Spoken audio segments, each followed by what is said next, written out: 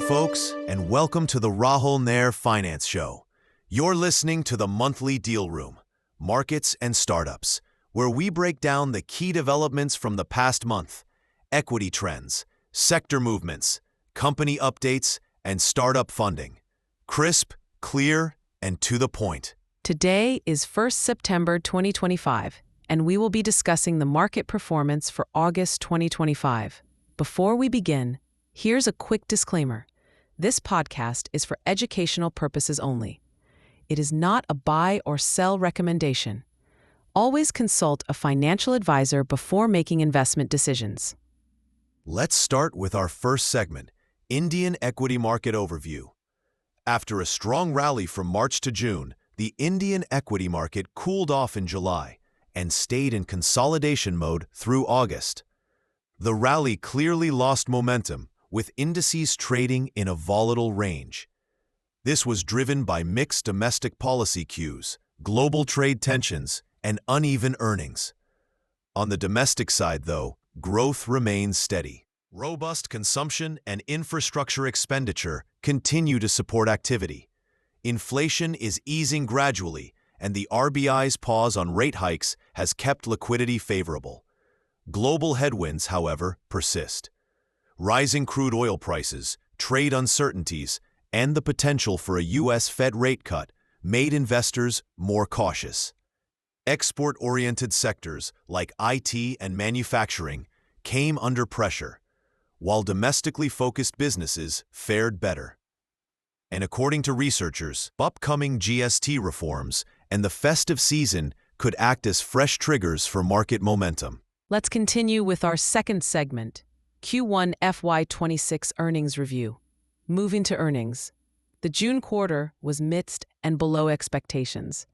Nifty 50 companies posted just 3% year-on-year profit growth, compared to consensus estimates of 10 to 12% for FY26.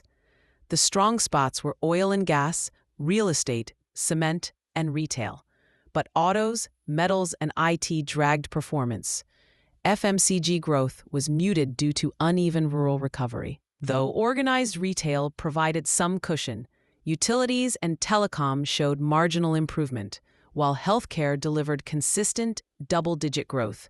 Banking was disappointing overall. Margins narrowed, asset quality dipped, and private banks underperformed. Public sector banks did slightly better. Looking ahead, Q2 FY26 could see a rebound, thanks to festive season demand and fiscal reforms. Sectors likely to benefit include automobiles, consumer durables, retail, and FMCG. Another big potential trigger is GST rate rationalization. The government's proposal to consolidate rates into two slabs, 5% and 12%, may enhance affordability and encourage discretionary spending. That could especially help autos, consumer durables, real estate, and hospitality. Let's continue with our third segment, India-US trade tensions. One of the biggest overhangs in August was the escalation of India-US trade tensions. The U.S. administration imposed tariffs of up to 50% on Indian imports, citing India's purchases of Russian crude oil and defense equipment. This spooked markets, particularly export-heavy sectors like gems and jewelry, auto components, and textiles. It underscores the need for India to diversify trade partnerships, but the broader India-US relationship remains resilient, built on cooperation in defense, clean energy, advanced technology, and space. For investors, this means short-term caution, but long-term opportunity if policy responses are credible. Let's continue with our fourth segment, RBI policy. At its August meeting, the RBI kept the repo rate steady at 5.50% after cutting by 100 basis points earlier this year. This was expected. The RBI highlighted steady growth, easing inflation, and GDP growth forecast at 6.5% for FY26. Headline CPI is projected at 3.1%. The stance remains neutral. Focus is on allowing earlier rate cuts to transmit fully into the system. Looking ahead to the September 29th meeting, a modest cut is possible if inflation stays benign, global conditions worsen, or if the U.S. Fed begins cutting. Let's continue with our fifth segment, Global Cues, U.S. Federal Reserve. Speaking of the Fed, it has kept rates at 4.25 to 4.50% for 5 meetings in a row. But expectations of a cut in September are high. Futures markets are pricing in a 90% probability of a 25 basis point cut. While some expect 2 cuts this year, others, like Morgan Stanley, remain cautious, citing lingering inflation risks. The Fed's next moves will be crucial for global liquidity, currency flows, and investor sentiment in emerging markets like India. Let's continue with our sixth segment, Nifty 50 and market flows.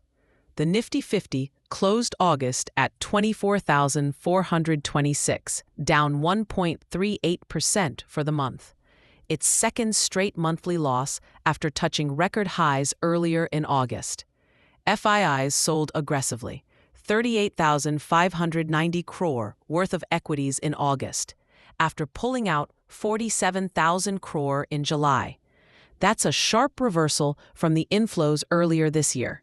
DIIs, on the other hand, stepped in. They invested 83,340 crore in August, providing critical support.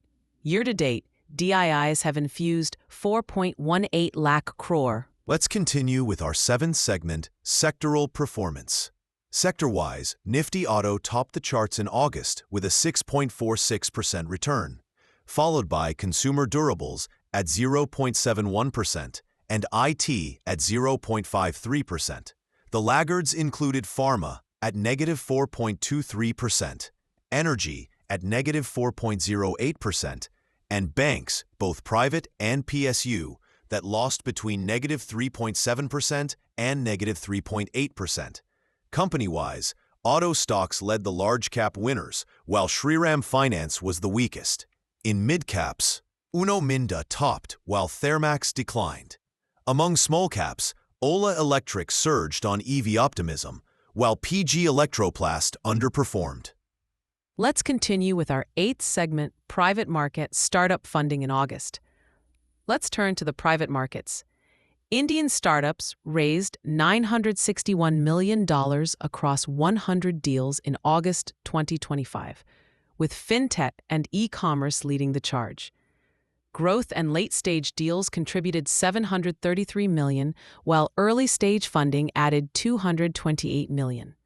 Fintech alone attracted $314 million across 14 deals, making up a third of total funding.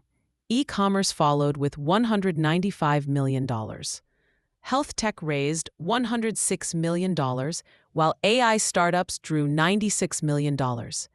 Among top growth stage deals, Weaver Services secured $170 million. TrueMeds raised $85 million. The Sleep Company $56 million. Amnex $52 million and Zepto $46 million. Fintech players FIIB and Transbank also featured with $26.5 and $25 million respectively. On the early stage side, Arantra raised $21 million, Dashverse $13 million, and J Aerospace and Pronto $11 million each. AI-focused Grass AI and WizCommerce raised $9 and $8 million. Mumbai dominated funding, with $410 million across 15 deals, 43% of the total. Bengaluru followed with $178 million across 35 deals. Series A rounds led the month with $202 million, followed by Series B at $157 million. Seed and pre-seed came in at $61 million. On M&A, Stamp My Visa acquired Teleport. Neo picked up Kanji Forex, while Credgenics, Mako, and Unifor also made acquisitions. Industry-wise, gaming firms face challenges due to the RMG ban, risking over 200,000 jobs and $2.3 billion in tax revenue. Meanwhile, microdrama apps like ZioTV, Flick TV, and Alo gain traction. And despite rumors, the government confirmed that TikTok's ban remains. Edtech continued to struggle, though PhysicsWallah is eyeing an IPO. Looking ahead, experts expect subdued startup activity in September.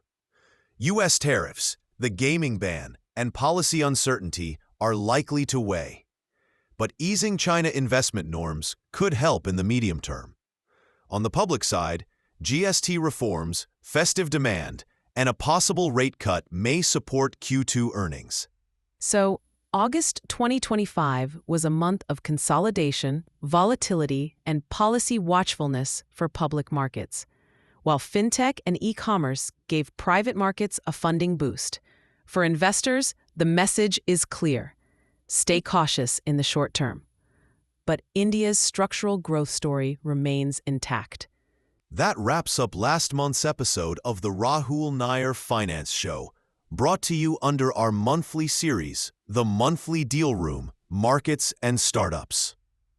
If you enjoyed this episode, don't forget to like, subscribe, and share with your friends, colleagues, or anyone interested in business, investing, and startup trends. We'll catch you next month with more market and startup updates.